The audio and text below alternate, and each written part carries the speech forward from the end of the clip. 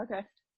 Okay, we've got Karen Lindor here. She's I think, 20 plus years in the Division I level, some years at the Division II level. She's kind of the matriarch of fast pitch softball in a few state region.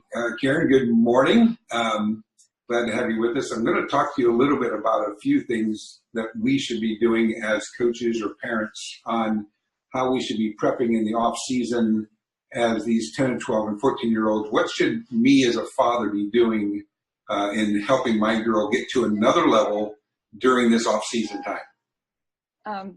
Well, thanks for having me, number one. And number two, that's a great question. And I want to include mothers in that too. Because okay, good deal. Yeah. Sometimes the mothers are the motivational force of the family, as well as fathers. This is a great time for the athlete to really hone in on developing specific skills. For example, working on their hitting, trying to become more powerful in their swing, working on being able to hit all parts of the strike zone equally well. Great time to work on their bunting skills, base running if they have an indoor place, but what they can do as far as their base running goes and their overall skill as far as the game goes is to really work on their quickness. Their quickness becomes a huge factor in their ability to execute defensively and their reaction time on the bases. So those are important skills to be developing. Pitchers need to develop their skill sets. They need to be working on mastering one or two pitches and continuing to learn possibly a third pitch. And then from a defensive standpoint, throwing technique and arm strength and arm accuracy, as well as their fielding skills and being able to have more range, being able to get rid of the ball quickly and do it with really good technique. And I think the problem in today's world is kids don't practice those skills enough. They go out and play, but they don't improve or expand their skill sets. The good thing about this, what we're going to be doing in this format, we're going to be talking about each individual sector of those things. How do we become a more powerful hitter? How do we become more quick? How do we release the ball quicker? How do we become a quicker athlete? So in future clips, we're going to be discussing these individually, which is good. I'm going to back up a little bit. You retired from ball, and now you're in a business. Then you're obviously your quote business is to go out there and work with teams and individuals in growing their skill set. Tell us a little bit about what your company name is, what you do, and obviously you're going to be made available to all of the people watching this. So tell us a little bit about that, if you would, Karen.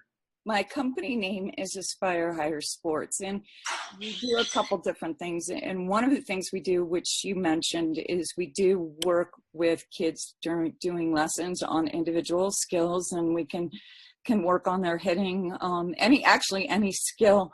I do not do the pitching. I leave that to the experts. But any other skill set that they would have in softball, I work individually. I also work collectively with teams and train teams. I have two places that I work out of in terms of buildings. I can work out of the Akron area. I can work out of the Columbus area if teams want to come to me. But I also go to teams, so I can travel anywhere in the state of Ohio. I have gone to Toledo. I've gone to Cincinnati. I've gone to Pennsylvania. So I will travel to do sessions with teams. Now, part of my other passion with this is the mental training aspect of it, and then the recruiting aspect of it, talking to teams and parents about recruiting and what they need to be prepared for and how the process goes as far as trying to find a college to go to. So there's a variety of things that we can do either at my location or at their location. And I love working with the younger kids.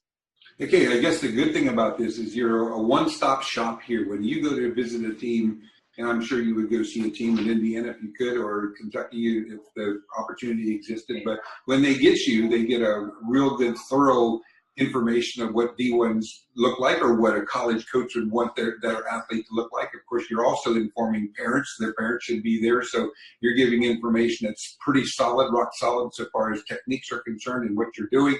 And I know that you also bring other staff with you sometimes that have an expertise too. Tell us a little bit about someone that you could bring aboard or whatever on this note. I have a really good relationship with Sheila Goulis, who just retired from Ashland University and who is being inducted into the NFCA Hall of Fame in December. And then I also have contact with other college coaches. I work with people from Youngstown